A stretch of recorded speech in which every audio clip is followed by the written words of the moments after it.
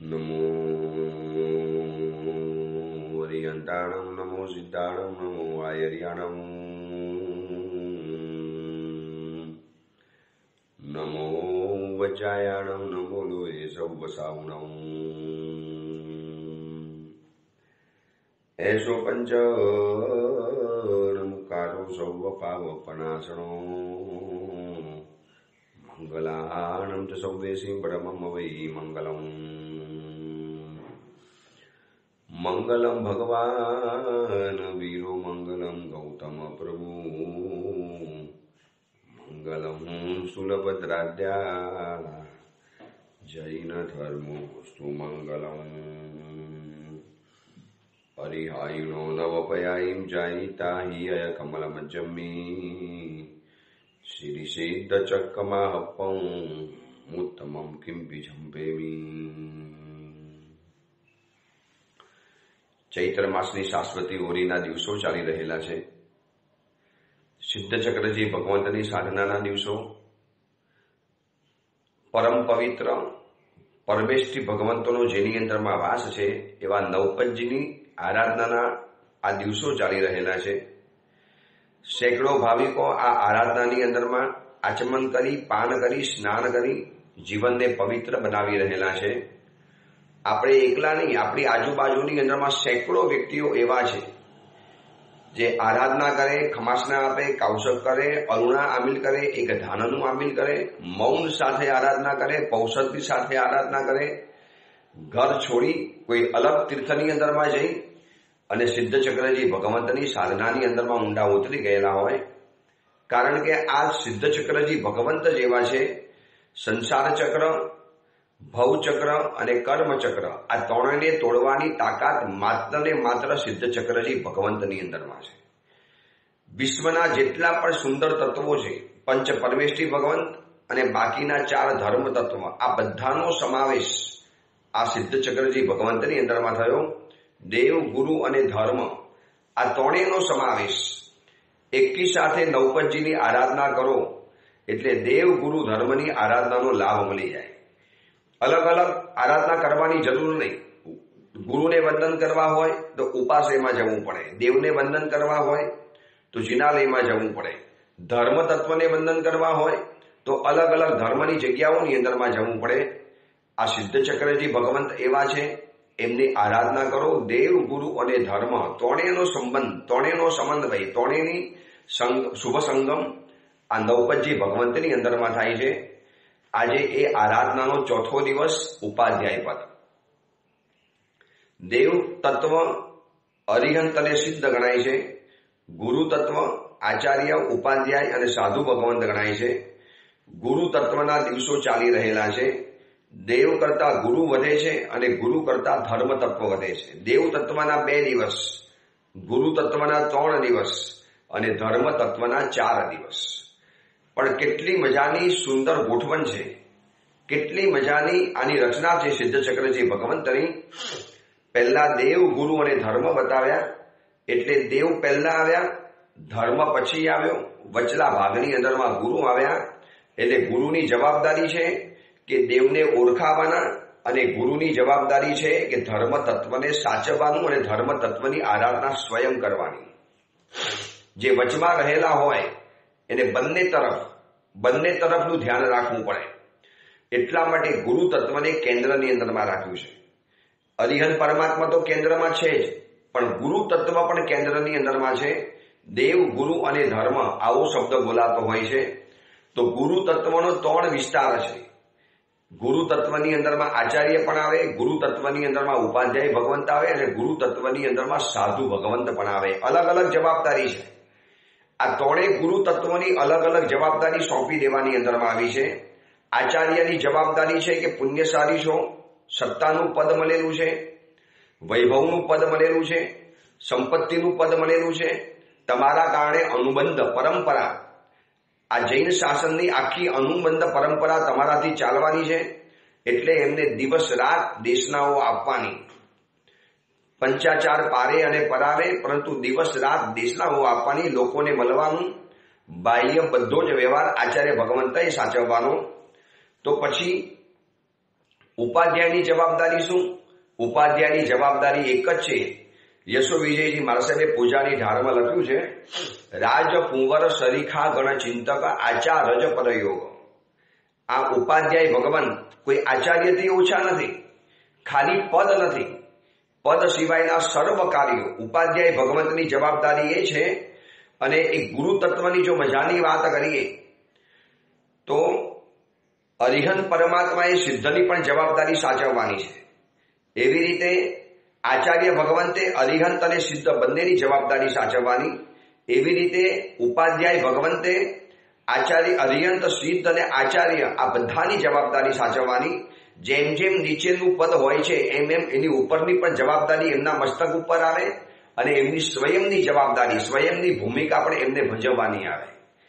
જેમ કે ઉપાધ્યાય ભગવંત છે તો એમને આચાર્યની પણ જવાબદારી છે, એમને આચાર્યના પણ કર્તવ્યો બજાવવાના છે અને ઉપાધ્યાય ભગવંતે સ્વયં પોતાના પણ કર્તવ્યો બજાવવાના છે. એવી રીતે સાધુ પદ આવશે તો એની જવાબદારીની વિચારણા આપણે આવતીકાલે કરીશું. પણ ઉપાધ્યાય તત્વની જવાબદારી એ છે કે આચાર્ય પદવી માટે બિલકુલ યોગ્ય છે, સુયોગ્ય છે. આચાર્ય પદયોગ આવું મહોપાધ્યાય યશો વિજયજી મહારાજા નવપદની પૂજાની ઢાળની અંદરમાં લખે છે. રાજકુંવર સરીખા ગણ ચિંતક. એક રાજા પછી એક રાજકુંવર આવે. આવતીકાલનો જે રાજા બનવાનો છે, આવતીકાલનો જે સત્તાધીશ બનવાનો છે, આવતીકાલે આ નગરનો જે સ્વામી બનવાનો છે, ભલે અત્યારે રાજા નથી પરંતુ રાજા એ જ બનવાનો છે, સંપૂર્ણ તરીકે યોગ્ય છે. અત્યારે પિતાજી છે માટે રાજા નથી બન્યો, એક પિતાજી બેઠેલા છે માટે અત્યારે યુવરાજ તરીકે બેઠેલા છે. એટલે જૈન શાસનના રાજ્યની અંદરમાં રાજા તરીકે આચાર્ય છે તો યુવરાજ તરીકે ઉપાધ્યાય ભગવંત છે. હવે રાજા જ્યારે ન હોય, હયાત ન હોય, રાજા જ્યારે કંઈક કામની અંદરમાં વ્યસ્ત હોય તો એવા સમયની અંદરમાં યુવરાજે પોતાની તો ભૂમિકા ભજવવાની, પરંતુ રાજાની પણ ભૂમિકા એમને ભજવવી પડે. કોઈ કારણવશાત રાજાને મહિના 2 મહિના બહાર જવાનું થયું તો રાજ્યની બધી જવાબદારી અમુક સમય સુધી એ રાજકુમારે સંભાળવી પડે. એવી રીતે આચાર્ય બધો જ બહારનો વ્યવહાર સાચવી લે, લોકોની અવરજવર, લોકોને મળવાનું, લોકોની સાથે વાતચીત કરવાની. તો વિશાળ શ્રમણગણ છે, એ શ્રમણગણની જરૂરિયાત કોણે પરિપૂર્ણ કરવાની? એ લોકોને શાસ્ત્રો કોણ ભણાવે? એ લોકોને પરમાત્મા મહાવીરના ધર્મ તત્વોથી વાસિત કોણ કરે? એને મજબૂત કોણ બનાવે? પરમ ગુરુદેવ પ્રેમ સુરેશ્વરજી મહારાજ સાહેબના સમયની અંદરમાં એવી એક વ્યવસ્થા હતી કે પ્રેમ સુરેશ્વરજી મહારાજ સાહેબની છત્રછાયા, પ્રેમાળ છત્રછાયા તો બધાને મળતી હતી, પરંતુ બહારનું બધું જ સંભાળવાનું કામ હતું ભાનુ વિજયજી મહારાજ એટલે કે ભુવન ભાનુ સુરેશ્વરજી મહારાજા. જ્યારે અંદરનું કોણ સંભાળે? વિરાટ સમુદાય તૈયાર થયેલો હતો, યુવાન સાધુઓ આવેલા હતા, ભણેલા ગણેલા એજ્યુકેટેડ સંસ્કારી ખાનદાન અને તેજસ્વી યુવાન સાધુઓ આવેલા હતા. હવે આ સાધુઓની અંદરની મૂંઝવણ, એની જવાબદારી, એમને વસ્ત્ર વગેરે પહોંચાડવાના, એમની આંતરિક જરૂરિયાત, એમની બાહ્ય જરૂરિયાત, એમનું પઠન પાઠન અધ્યયન વ્યવસ્થા, કોને ક્યાં બેસવાનું, કોને ક્યાં સંધારો કરવાનો, આજે ગોચરી પાણી કોને જવાનું, કોને કઈ તપસ્યા કરવાની, આ બધી જ અંદરની જવાબદારી એ સમયની અંદરમાં સાચવતા હતા ગુરુદેવ ભુવન ભાનુ સુરેશ્વરજી મહારાજ સાહેબના નાના ભાઈ પન્યાસ પદ્મ વિજયજી મહારાજ. આ ઉપાધ્યાય પદ છે ને, કોઈ પદ સાથે લેવા દેવા નથી, એના કર્તવ્ય સાથે લેવા દેવા છે.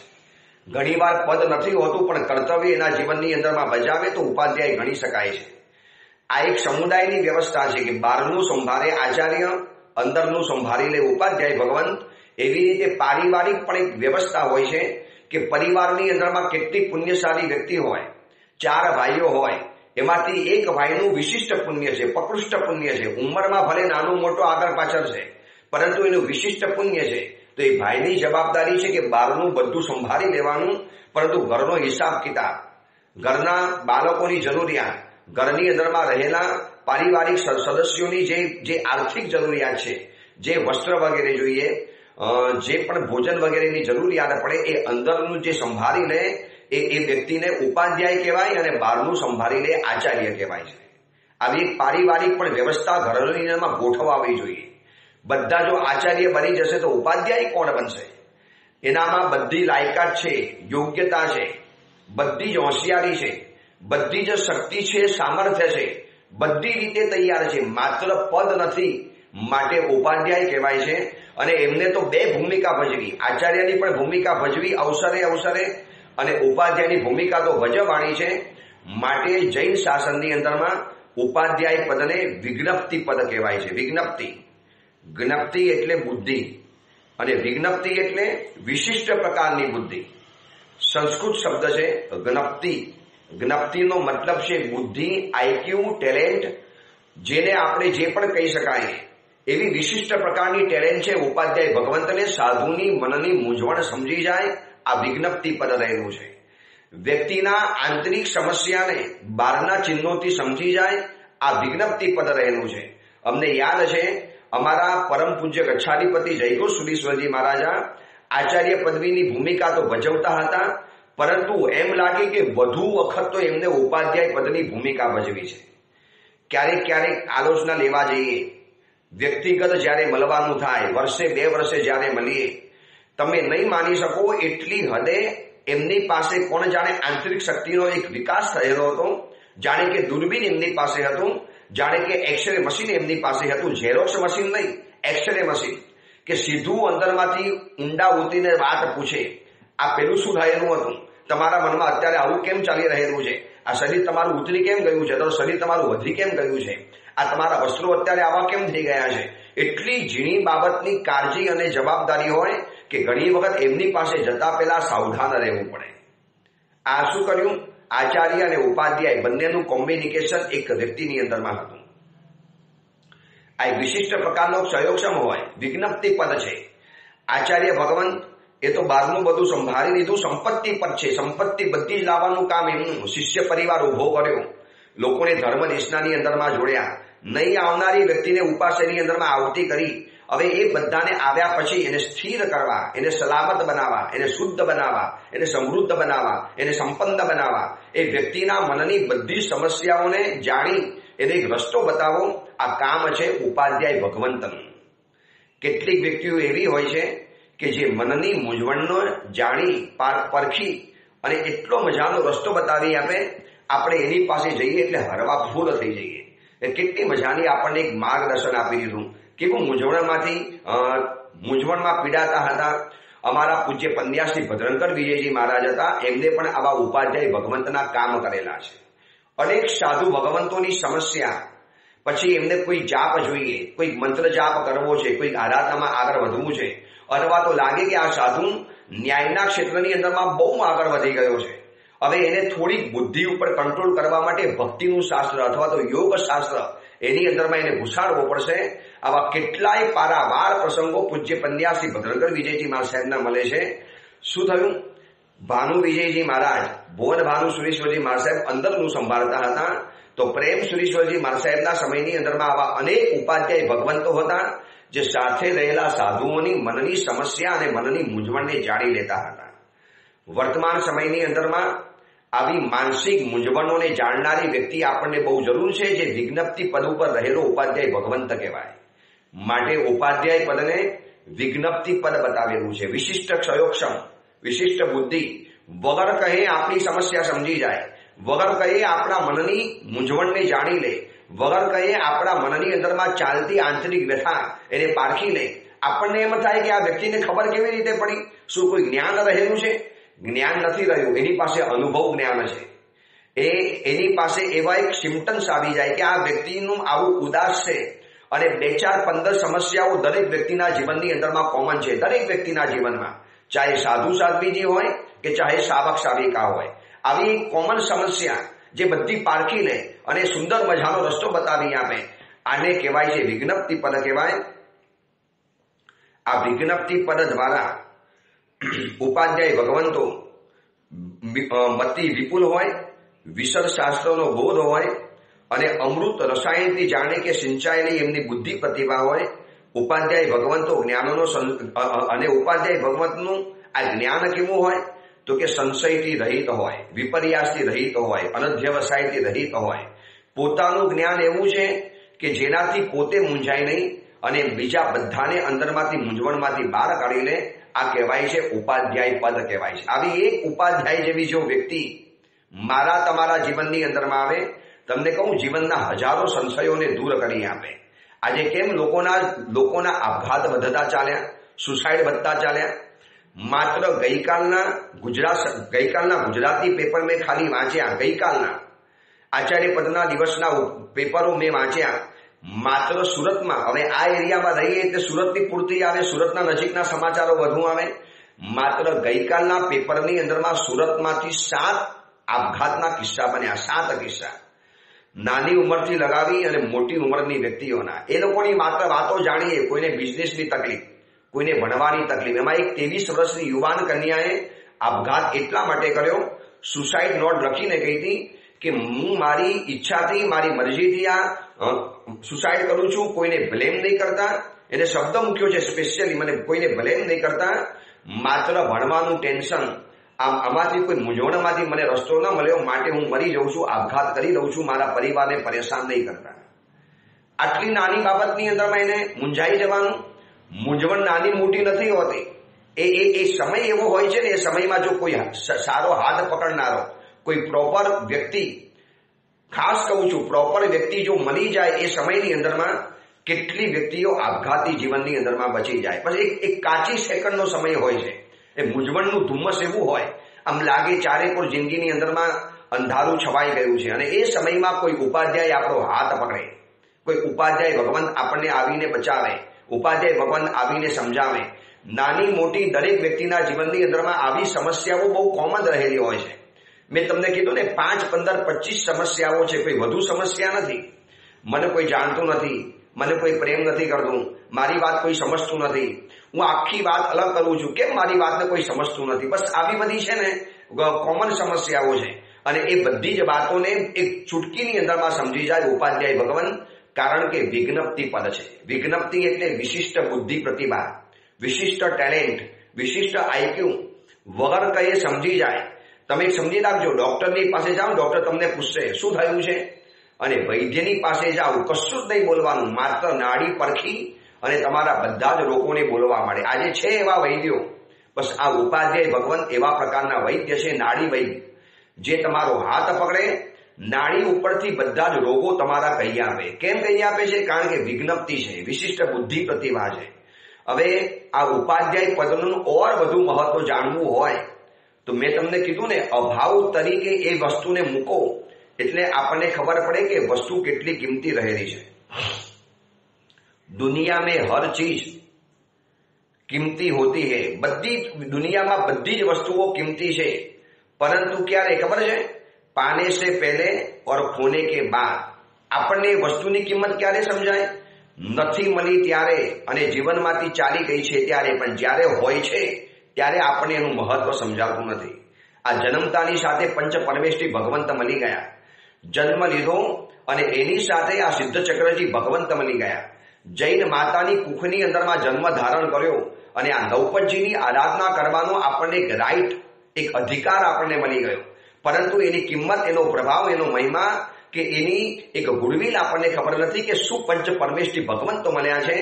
જૈનોને તે દુનિયામાં કોઈની પાસે જવાની જરૂર નથી. આવા મહાપ્રભાવી અરિહંત ભગવંત મળ્યા જે ઉત્પત્તિ પદ છે. પછી મહાન વિશિષ્ટ એવા સિદ્ધ ભગવંતો મળ્યા જે નિષ્પત્તિ પદ છે. પછી આચાર્ય ભગવંતો મળ્યા જે સંપત્તિ પદ છે.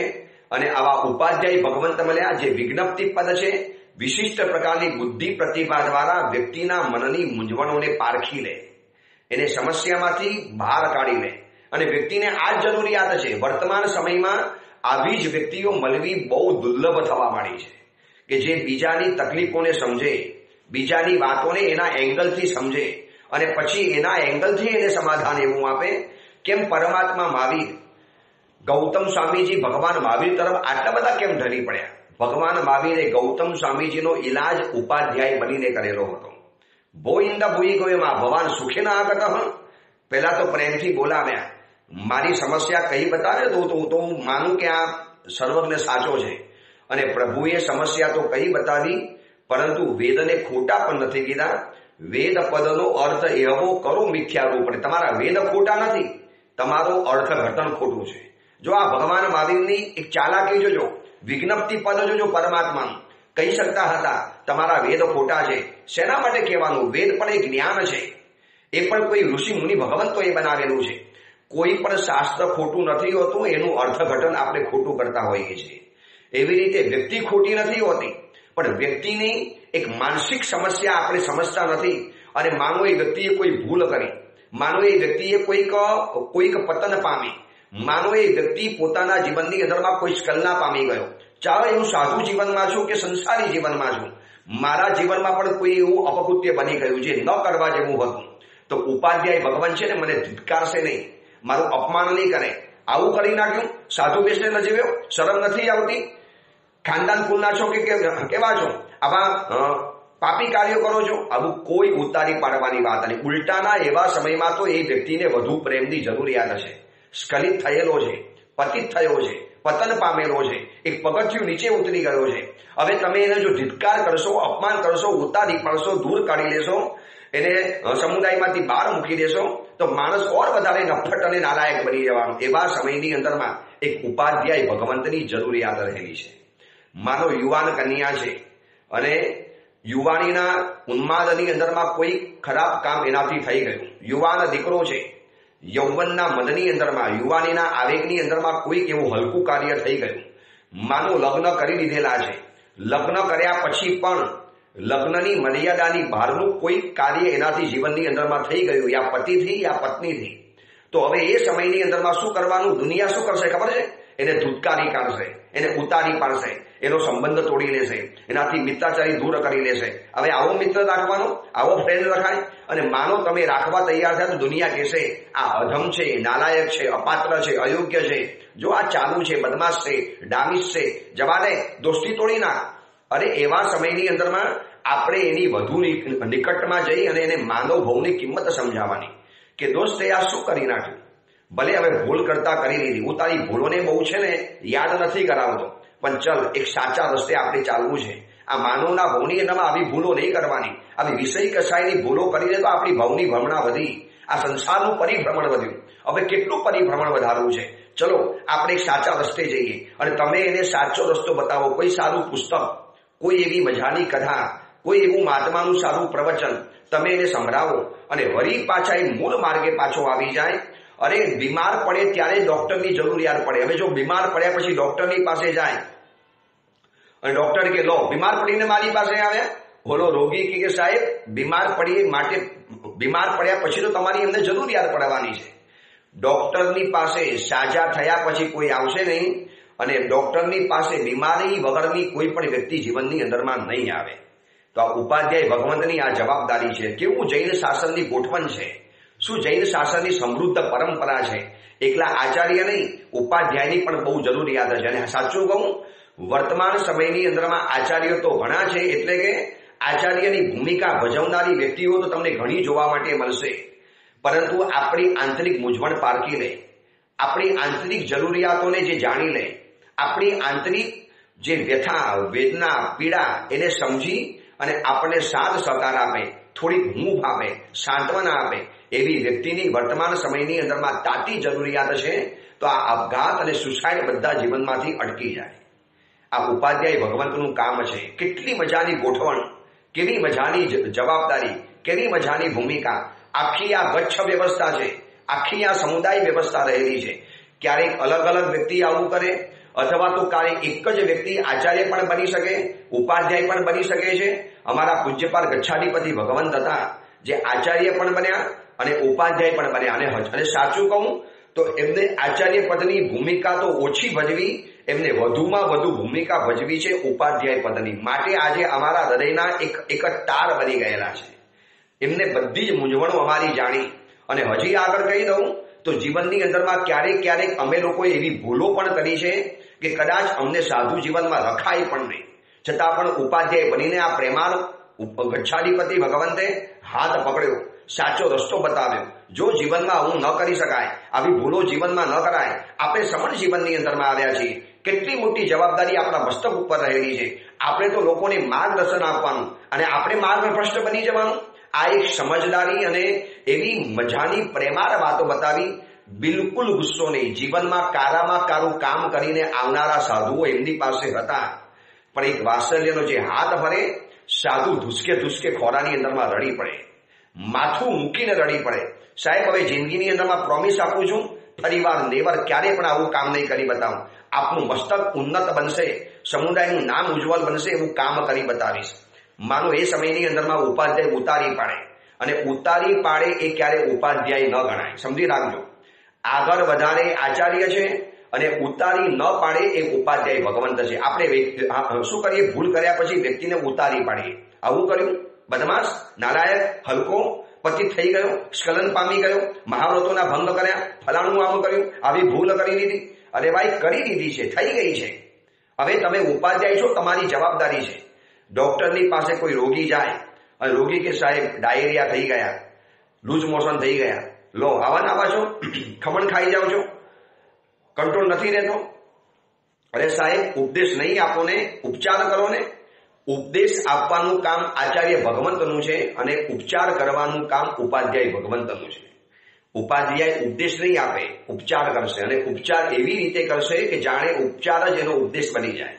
સમજી રાખજો, આ બહુ મોટી જવાબદારી છે ઉપાધ્યાય ભગવંતની. માત્ર ઉપદેશ આપશો ને, ડોક્ટર ઉપદેશ આપે, જો ખમણ નહીં ખાવાના, જો આવું છે ને નહીં કરવાનું, આવું નહીં ખાવાનું. અરે સાહેબ, નહીં ખાવાનું બધી વાત બરોબર છે, પહેલા ઉપચાર કરો ને સાહેબ, પછી ઉપદેશ આપો ને. ઉપચાર કર્યા પછી તમે ઉપદેશ એક નહીં 100 આપશો તો સાંભળવા તૈયાર છે. પણ તમે સીધો છે ને ઉપદેશ ઠોકી દેવાની અંદરમાં જાઓ. ઘરની અંદરમાં પુત્ર વધુની ભૂલ થઈ, ઘરમાં દીકરા દીકરીની ભૂલ થઈ, ઘરમાં કોઈ પણ વ્યક્તિની ભૂલ થઈ, એટલે મોટા શું કરશે? જાણે કે આખો સલાહનો ખજાનો ખોલી નાખશે, જાણે કે સલાહનો ચક્રવર્તીનો ખજાનો ખોલશે. આમ નહીં કરવાનું, આમ કરવાનું, આવું કરાતું હશે, તમે આવું કરીને બેઠા. અરે ભાઈ, થઈ ગયું છે, હવે મને ઉપચાર બતાવો. બાબા, મારો ઉપચાર કરો, મારી ઉપર કંઈક ઈલાજ કરો, ઉપચાર, અને તમારો ઉપદેશ પછી સાંભળવા તૈયાર છો. અને ઘણી વખત કેટલીક વ્યક્તિઓ તો એવી હોશિયાર હોય છે કે ઉપચાર જ એવો કરે કે એનો ઉપચાર ઉપદેશ બની જાય. એને ઉપચાર કરતા કરતા જ એ વ્યક્તિ પાછો જીવનની અંદરમાં સ્થિર બની જાય. આ કામ છે ઉપાધ્યાય ભગવંતનું. અને આવા ઉપાધ્યાય ભગવંત ન હોત તો શું થાત? જેમ આપણે વિચાર્યું ને કે અરિહત પરમાત્મા ન હોત તો જૈન શાસનની અંદરમાં બધી જ વસ્તુઓ નિરુત્પન્ન હોત, ઉત્પન્ન ન થઈ હોત. કારણ કે અરિહત પરમાત્મા એ ઉત્પત્તિ પદ છે. સિદ્ધ ભગવંત ન હોત તો બધી જ આરાધનાઓ નિષ્ફળ, નિષ્પ્રયોજન અને નિરર્થક બની જાય. આચાર્ય ભગવંત ન હોત તો જૈન શાસન, આ સિદ્ધ ચક્રજી ભગવંત, આ બધી જ પરંપરાઓ નિરનું બંધ બની જાય. હવે ઉપાધ્યાય ભગવંત ન હોય તો શું થાય?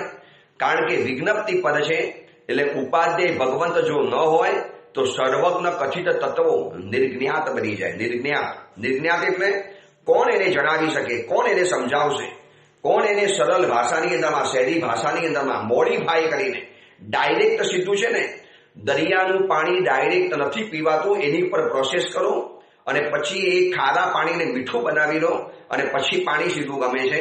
આ આકાશમાં રહેલા વાદળો શું કરે છે? ક્લાઉડ્સ પહેલા ખારા પાણીને પોતાની પાસે લઈ લે, ઓબ્ઝર્વ કરે, એને લઈ લે છે, અને પછી એ પોતાની પ્રોસેસ કરી અને એને મીઠું બનાવીને ધરતી ઉપર વરસાવે છે.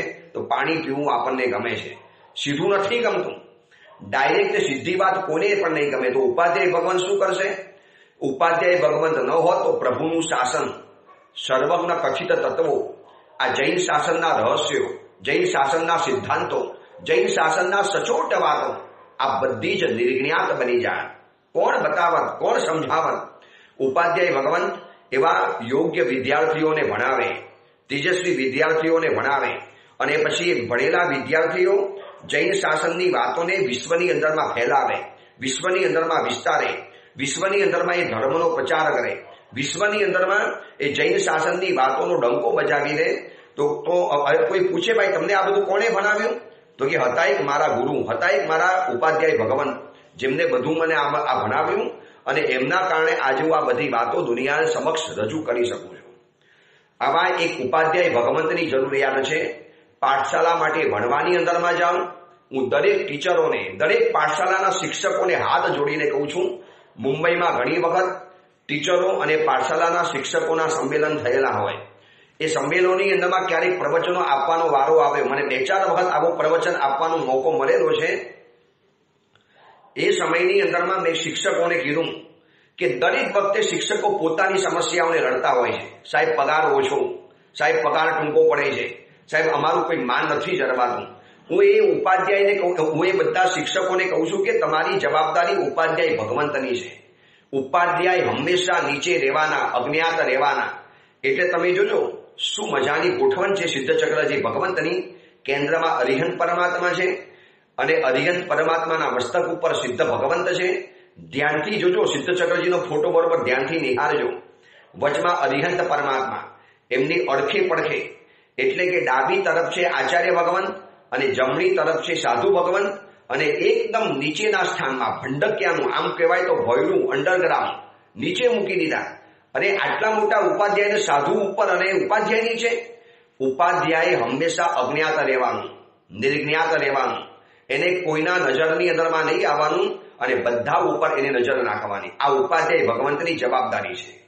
ઉપાધ્યાયને ક્યારે બહાર નથી આવવાનું, એને સામૈયામાં નથી આવવાનું, એમને પાઠ ઉપર નથી આવવાનું, એમને જાવો જલીલીમાં નથી આવવાનું, એમને પડદાની પાછળ રહેવાનું છે અને છતાં પણ બધું જ સંભાળવાનું છે. ઓડિયન્સને આખું સંભાળવાનું છે પડદાની પાછળ રહીને. હું એક શિક્ષકોને સમજાવું છું કે તમારી જવાબદારી છે કે આ જૈન શાસનના તત્વો તમે પાઠશાલાના બાળકોને સમજાવો છો. પહેલા તમે સમજો, પહેલા તમે એને બરોબર વાગોરો, પહેલા એને તમે બરોબર મગજની અંદરમાં ફિટ કરી લો. પરંતુ ઘણીવાર એવું કહું, પાઠશાલાની અંદરમાં ભણાવનારા ટીચરો કે શિક્ષકોને જોયા પછી અંદરમાંથી એવી ફિલિંગ નથી આવતી કે આ આપણા ગુરુજી છે, આપણા પંડિતજી છે, આ આપણા શિક્ષક છે. કારણ કે એ લોકોની વેશભૂષા જેવી હોય છે. જીન્સ પહેરીને બેઠેલા હોય શિક્ષક અને સામે છોકરો પણ જીન્સ પહેરીને બેઠેલો હોય તો બંનેને સરખો જ ભાવ આવી જાય. આજે મારી પાસે કોઈ પણ નાસ્તિકમાં નાસ્તિક યુવક આવશે ને, જે સાવ નાસ્તિક શિરોમણી છે, એક વખત તો મારી પાસે આવીને આમન્યા જાળવશે. એ મને નથી જાણતો કે આ પદ્મબોધિ મહારાજ છે, પ્રવચન આપે છે, કે હું કોણ છું, કેવો છું, એને ખબર નથી. એને તો માત્ર મારો વેશ જોયો અને મને એને બહુમાન આપ્યું, થોડું ઘણું વેશનું. ભલે નાસ્તિક છે પણ મારી એને આમન્યા કેમ જાળવી? માત્ર મારી વેશભૂષા જોઈને. હું ઘણીવાર શિક્ષકો અને ટીચરોને હાથ જોડીને કહું છું કે જ્યારે પણ પાઠશાલા ભણાવવા માટે બેસો તો આપણી જૂની પરંપરા હતી.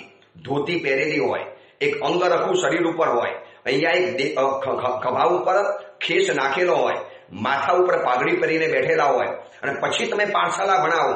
જો બાળક તમને છે ને વગર કહે ગુરુજી તરીકે જઈને બોલાવશે. આજે જઈ આવો, મેં પહેલા પણ કીધેલું છે, આજે ફરી વાર બતાવું છું.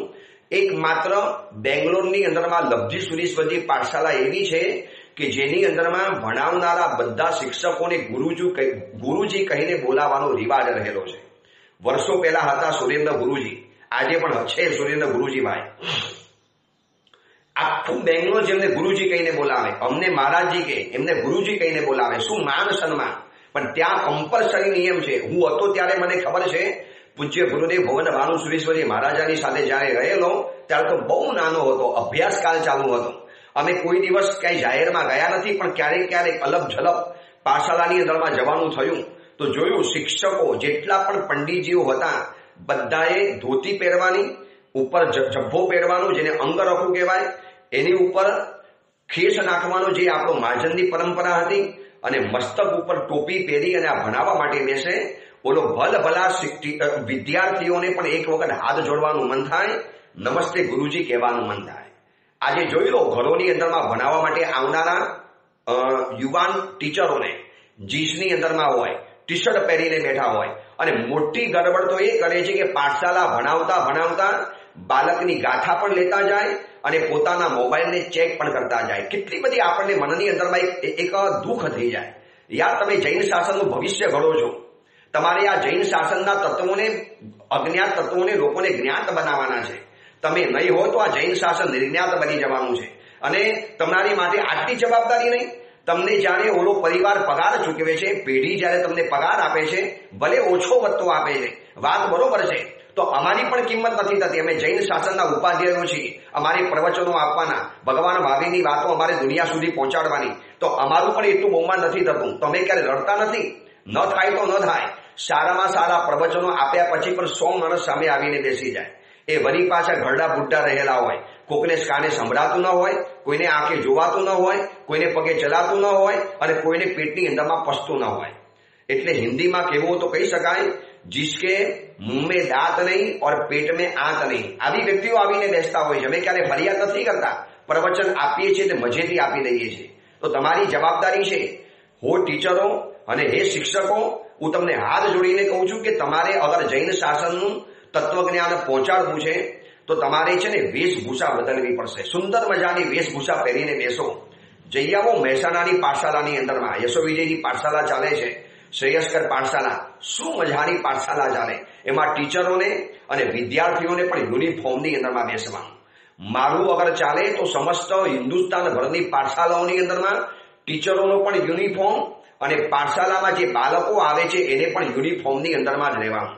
હું ઘણા ટ્રસ્ટીઓને, ઘણા લોકોને કહું છું, પણ કેવું છે ખબર છે, અમારી પાસેથી ટીપ ટકોરા કરાવી લેવાના, અમારી પાસેથી પેઢીમાં પૈસા ભરચક કરાવી દેવાના, અને પછી સાધુ કંઈક સૂચના આપે, સાહેબ મીટિંગ ભરીશું, સાહેબ અમારી કમિટીમાં વાત રાખીશું, અમારી જનરલ બોડીમાં વાત મૂકીશું અને પછી નક્કી કરીશું. બસ આ વાતને કહી અને વસ્તુ એવી ઉડી જાય કે ન પૂછો વાત.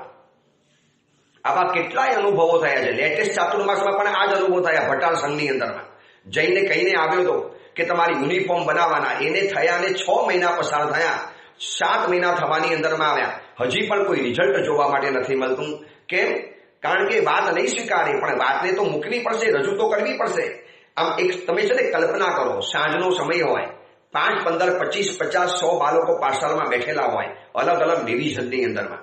એક ગુરુજી તત્વજ્ઞાન ભણાવતા હોય, એક ઉચ્ચ અભ્યાસ કરાવતા હોય, એક પ્રાઇમરી અભ્યાસ કરાવતા હોય, એક આ બાજુ વચ્ચે સમય પાઠશાળામાં બાળકોને બોલાવીને ગોખાવવામાં આવતો હોય, બધાના એક સરખા ડ્રેસ હોય, અને આ બાજુ બધી જ ટીચર કે શિક્ષિકાઓ સાડીની અંદરમાં બેઠેલી હોય, અને આ બાજુ જેટલા પણ શિક્ષકો છે બધા જ આપણો મહાજનનો જે વેશ હતો, ધોતી, જબ્બો, એક માથા ઉપર ટોપી પહેરીને બેઠેલા હોય. કેટલું મજાનું દ્રશ્ય લાગે. આમ લાગે કે એક અસલ આપણે કોઈ ગુરુકુલની પરંપરાની અંદરમાં પહોંચી ગયેલા છીએ. આ તો યુવાન છોકરાઓ પાઠશાળા ભણાવવાની અંદરમાં જાય, મોબાઈલ ચેક કરતા જાય, છોકરાઓની સાથે એવી વાતો કરતા જાય. નહીં વધે તમારી ઉપર બહુમાન અને અહોભાવ નહીં આવે. એ બાળકને લાવવો હશે તો તમારે આટલો ફેરફાર તો જરૂર કરવો જ પડશે. શિક્ષણ સંઘ એને ઘણીવાર કહીએ છીએ કે આટલો ફેરફાર કરાવી આપો, બનાવી દો કમ્પલસરી નિયમ કે જેને પાઠશાળા ભણાવી છે એને મોબાઈલ પોતાની ખિસ્સામાંથી કાઢવાનો જ નહીં, અથવા તો મોબાઈલ લઈને જ નહીં જવાનું. પાઠશાળામાં ટીચરોને મોબાઈલની શું જરૂરિયાત રહેલી હોય છે. એવા પણ સાંજના સમયના દ્રશ્યો જોયા છે, ઉપાસેમાં બેસીને કે આ બાજુ છોકરો ગાથા આપતો હોય અને ટીચર કે શિક્ષક પોતાના ફોનની અંદરમાં વોટ્સઅપ ચેક કરતા હોય, આગળ ટેબલ પડેલું હોય, ખોરામાં મોબાઈલ હોય, હાથમાં પુસ્તિકા હોય, બાળક તમારી સામે જોતો હોય અને ટીચર જોતા હોય પોતાના વોટ્સઅપની અંદરમાં નીચે ચેક કરવા માટે માથું નીચું હોય. અરે બાળકની આંખમાંથી આંખ મિલાવો, એની સાથે પ્રેમથી વાતોચીતો કરો. તમે ઉપાધ્યાય છો, એના માટે તમે ઉપાધ્યાય બનેલા છો, એના જીવનની મૂંઝવણ રજૂ કરો. એવા તમે ઉપાધ્યાય બની જાઓ કે જે પોતાની મૂંઝવણ માતા પિતાને પણ ન કહી શકે, એ તમને આવીને બતાવે, તમને આવીને કે. એ અમારા પ્રભુદાસ બેચરદાસજી પારેખ ભાઈ હતા, જે આવા બધા ઉપાધ્યાય ભગવંતો બની ગયા. માનો જો આવું નહીં હોય ને તો આ જૈન શાસન નિર્જ્ઞાત બની જવાનું છે. આવા ટીચરોની બહુ જરૂરિયાત છે, આવા ઉપાધ્યાયોની બહુ જરૂરિયાત છે વર્તમાન સમયની અંદરમાં, કે જે જૈન શાસનના તત્વોને ઘર સુધી પહોંચાડે, ઘર સુધી આ વાતને પહોંચાડે. વરના શું થયું ખબર છે? પાઠશાલાની અંદરમાં મેં પહેલા પણ કીધેલું, આજે ફરી વાર કહી દઉં છું, પાઠશાલા એ પ્રેમશાલા નથી બની. પાઠશાલા જાણે કે ગાથા આપવાની અને લેવાની સગવડ બની ગઈ છે. ગાથા લઈ લો, ગાથા આપી દો અને 10 રૂપિયા લઈ લો અને નીકળી જાઓ. આ થોડી પાઠશાલા ગણાય? પાઠશાલા એટલે પ્રેમશાલા હોય. પાઠશાલા એટલે જીવનની ઘડતરની શાળા છે. અહીંયા તમે બાળકના ભવિષ્યને સમૃદ્ધ બનાવો છો. જે સ્કૂલની અંદરમાં નથી ભણી શક્યા, અથવા તો સ્કૂલનું બધું ઝેરી વાતાવરણ બધું અહીંયા તમારે ઓકાવવાનું છે.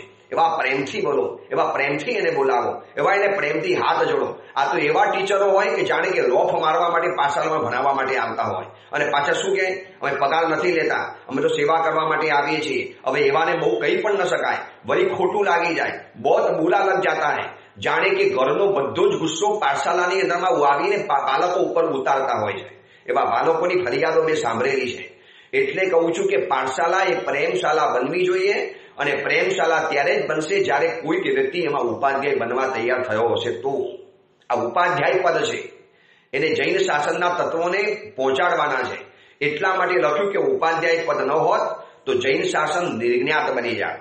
એના તત્વોને કોણ સમજાવત? એના આ ભગવાન બાવીના સચોટ સિદ્ધાંતો, સાયન્ટિફિક સિદ્ધાંતો, ડંકીની ચોટ ઉપર સત્ય સાબિત થાય એવા ભગવાન મહાવીરની વાતો, રાત્રિ ભોજન નહીં કરવાનું, કેટલું પરફેક્ટ સાયન્સ છે. જમીન કંદ નહીં ખાવાનું, 5 સુધી લીલોતરી નહીં ખાવાની, આ 24 નીતિ નિયમ, રાત્રિ ભોજનના ત્યાગના નીતિ નિયમ. આ દુનિયા કે છે કે મહાવીરના સિદ્ધાંતો એટલે સાયન્સ, આરોગ્ય અને આરાધના બંને સાથે જોડાયેલા છે, પણ એને નવા કન્સેપ્ટમાં, નવી રીતે, નવી સિસ્ટમથી, નવી ભાષાની અંદરમાં, નવા પેકિંગની અંદરમાં, નવા અંદાજની અંદરમાં, નવા આઈડિયાથી, આજની ભાષાની અંદરમાં, એના મગજની અંદરમાં ઘૂસે એવી રીતે વાતો કરનારા ઉપાધ્યાય ભગવંતની જરૂરિયાત છે. અને એમાં શિક્ષકોનો બહુ મોટો ફાળો રહેલો છે. તમારી પાસે આટલા બધા બાલક બાલિકાઓ આવે છે, ખાલી ગાથાને લેવા મૂકવાની સગવડવાળી પાઠશાળા નહીં બનાવી દો. એને ખાલી અને કમ્પલસરી નિયમ બનાવી દેવો જોઈએ પાઠશાળા બનાવનારા ટીચરો અને શિક્ષકો માટે. એ લોકોએ એ સમયમાં મોબાઈલ વાપરવાનો નહીં એટલે નહીં જ. તમે યાર અન્યાય કરી રહેલા છો બાળકોની સાથે. તમે બાળકોના ભવિષ્ય સાથે છેડા કરી રહેલા છો. તમે બાળકોના ભવિષ્યની અંદરમાં એક ઘડતરને કાચું બનાવી રહેલા છો. બાળકને શું આવડશે? જો જેની પાસે ભણવા માટે આવે છે એ ટીચર જો મોબાઈલની અંદરમાં પડ્યો રહેતો હશે તો પછી બાળક પણ સમજશે કે આ બધું આવું જ કરી શકાય, આપણે પણ આવું કરી શકાય. તમે એને આંખનું અમૃત આપો, આંખમાંથી આંખ મિલાવો. એને ભૂલ પડતી હોય તો કહેવાનું, બેટા કોઈ ચિંતા નહીં કર, ફરી વાર કર, આવડી જશે, કોઈ વાંધો નહીં આવે. હા બોલ, તું બોલ. નીચે નજર હોય આ પાઠશાળાની અંદરમાં અને આ બાજુ મગજ અહીંયા કામ લગાડતા હોય. મગજનો 90% હિસ્સો રોકાયેલો છે મોબાઈલના વોટ્સઅપની અંદરમાં, ફેસબુકમાં, ચેટિંગની અંદરમાં, અને 10% હિસ્સો ખાલી છે ને આંખમાંથી આંખ મિલાયા વગર ચાલે છે. આવા દ્રશ્યો જોયા છે માટે આ બોલી રહેલો છું. બહુ દુઃખ થાય છે પણ ચાલતું નથી મારું. અને ઘણીવાર બહુ કહીએ છીએ તો આ ટીચરોને ખોટું લાગી જાય છે. એને કહેવાનું, તમે તમારી આંતરિક સમસ્યાની વ્યક્ત નહીં કરો. આ જૈન શાસનના બાળકોનું ભવિષ્ય તમારા હાથની અંદરમાં આવ્યું છે, એને ઉજ્જવલ બનાવો. તમે કેટલા લોકોના ઘરોની અંદરમાં જઈને ભણાવો છો, કેટલા લોકોના ઘરોની અંદરમાં જઈને તમે એક પાઠશાળાનું જ્ઞાન વહેંચો છો. તો હવે થોડીક પદ્ધતિ ફેરફાર કરો, કારણ કે તમે નહીં હો તો જૈન શાસન નિર્જ્ઞાત રહેવાનું છે. એના તત્વો, જૈન શાસન એજ્યુકેટેડ નહીં બને, જૈન શાસન શિક્ષિત નહીં બને. આવનારી પેઢી ભણી ગણીને તૈયાર નહીં થાય. માત્ર સૂત્રો નથી ગોખાવાના, એની પાછળના અર્થ, એની પાછળના રહસ્યો અને જીવનના કેટલાક મૂલ્યો પણ સમજાવવાની તમારી જવાબદારી છે. નૈતિક બાબતોની અંદરમાં મજબૂત બને એવો બનાવવાની જવાબદારી આપણી જ રહેલી છે. માનો હું પ્રવચન આપતો હોઉં અને મારી નજર જો તમારી સમક્ષ ન હોય અને મારી નજર બીજે પુસ્તકોની અંદરમાં ન હોય તો છે સાંભળનારાને મજા પણ ના આવે. આંખમાંથી આંખ મિલાવીને બોલું, આઈ કોન્ટેક્ટ જેને કહેવાય, તો કેટલો એક આનંદ થાય. તમે મને વંદન કરવા માટે આવ્યા અને હું છાપું જ વાંચતો રહું, હું પેપર જ વાંચતો રહું, અથવા તો હું મારી પુસ્તક જ વાંચતો રહું, અથવા તો લખતો જ રહું. હા, એક સમયથી વધુ બેઠા હો તો પછી મારે મારું કામ કરવું પડે, પણ 5 મિનિટ માટે પણ જો તમારી સાથે પ્રેમથી વાતચીત કરવા તૈયાર ન થાઉં, ફરીવાર આવવાનું મન નહીં થાય. બસ સેમ પાઠશાળાની અંદરમાં પણ આવું જ છે. બાળકને ભણાવવાની જવાબદારી રહેલી છે. આ ઉપાધ્યાય ભગવંતની છે. આ જૈન શાસનનો ઉપાધ્યાય ભગવંત છે. એ ઉપાધ્યાય પિતાજી પણ હોઈ શકે, એ ઉપાધ્યાય મા પણ હોઈ શકે, એ ઉપાધ્યાય પાઠશાળાની અંદરમાં ભણાવનારા ટીચર અને શિક્ષક પણ હોઈ શકે, એ ઉપાધ્યાય ઉપાશયની અંદરમાં રહેલા કોઈ પણ સમણ સમળી ભગવંત હોઈ શકે, કોઈ પણ હોઈ શકે છે. ઉપાધ્યાય ભગવંત નહીં હોય તો જૈન શાસન, એના તત્વો, એના સિદ્ધાંતો નિર્જ્ઞાત રહેવાના છે. કોઈની નજરમાં જ નહીં આવે, એ જ્ઞાત નહીં બને. એને એવી ભાષામાં રજૂ કરો, એવી રીતે આગળ વધારો, એવા મોડિફાઈ અને વેરીફાઈ કરી અને સિમ્પ્લિફાઈ કરી 3 કામ કરવાના છે. મોડિફાઈ, વેરીફાઈ અને સિમ્પ્લિફાઈ. આ 3 વસ્તુ કરી તમે એને વાતને રજૂ કરો, માણસને સાંભળવું ગમે છે. મને અનુભવ છે. પ્રવચનો એ જ છે, પણ એ જ પ્રવચનોને મોડિફાઈ, સિમ્પ્લિફાઈ અને વેરીફાઈ કરીને મૂકીએ, આમ લોકોને સાંભળવું ગમે. એમ ફરીવાર દોડીને આવે, ભાગીને આવે. चलो प्रवचन में जाना है, बहुत आनंद आता है, बहुत बढ़िया प्रवचन है. प्रवचन मारू નથી માટે નથી કહેતો, પ્રવચન પરમાત્મા મહાવીરનું છે. એ જ વાતો ભગવાન મહાવીરની છે. થોડીક એને સિમ્પ્લિફાઈ, વેરીફાઈ અને મોડિફાઈ કરવાની, અને આ જવાબદારી છે ઉપાધ્યાય ભગવંતની.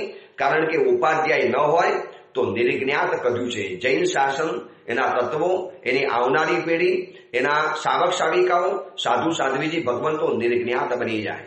અને ઉપાધ્યાય ભગવંતે પોતાના જીવનનો ભોગ આપવો જ પડશે. એને જાહેરમાં નહીં આવી શકાય. ઊંચી ઇમારતોના ગુંબજોને સૌ માણે છે, પણ પાયામાં ભોળિયા હોય એવા પથ્થરોને બહુ ઓછા જાણે છે. જિનાલયની અંદરમાં પડેલી કુર્મશિલા હોય છે. આ કુર્મશિલા કોઈને દેખાશે નહીં, પણ આ કુર્મશિલા હતી તો આજે શિખર ટકેલું છે. આચાર્ય શિખર છે અને ઉપાધ્યાય ભગવાન એ કુર્મશિલા છે. પાયામાં પોઢ્યા હોય એવા પથ્થરોને બહુ ઓછા જાણે છે અને અજ્ઞાત રહી અને એમને જૈન શાસનના તત્વોને નિર્જ્ઞાત વિખ્યાત બનાવવાના છે, પ્રખ્યાત બનાવવાના છે, ચારે કોર ફેલાવાના છે, પ્રસિદ્ધ કરવાનું છે. આ કામ ઉપાધ્યાય ભગવંતનું છે. આજે ઉપાધ્યાય ભગવંતની આરાધના કરતા કરતા આપણે આભાર માનીએ. એવા કેટલાય ઉપાધ્યાયો થઈ ગયા તો આ સુધીની અંદરમાં આપણને ગ્રંથો મળ્યા, શાસ્ત્રો મળ્યા.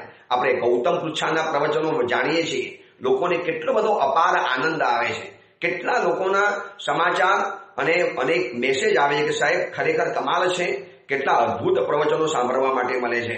એ મુનિ ભગવંતો ઉપાધ્યાય બન્યા, એમને ખાવું પીવું હરામ કર્યું હશે, એમને આરામ હરામ કર્યો હશે અને શાસ્ત્રો બનાવ્યા તો આજે આપણા સુધી પહોંચ્યા છે. હવે આપણી જવાબદારી છે કે આપણે પણ ઉપાધ્યાય બની અને એક પેઢીને આપણે જ્ઞાત બનાવી દઈએ. વરના ઉપાધ્યાય પદ ન હોય તો જૈન શાસન, એના તત્વો, એના આગમ, એની પેઢી નિર્જ્ઞાત બની જાય. અહીં ઉપાધ્યાય ભગવંતની આજે આપણે આરાધના કરવાની. કાવસક, ખમાસના, પ્રદક્ષિણા, ઓમ હ્રીમ નમો ઉવજ્જાયણમ એનો જાપ કરી અને આજે ઉપાધ્યાય ભગવંતની આરાધના કરીએ. અને એ અંગેની બીજી વિશેષ વાત અવસરે કરીશું. એ જ મંગલ કામના, મંગલ ભાવના. જીનાગના વિરુદ્ધ કાંઈ પણ બોલાયું હોય તો મિચ્છામી દુક્કડમ.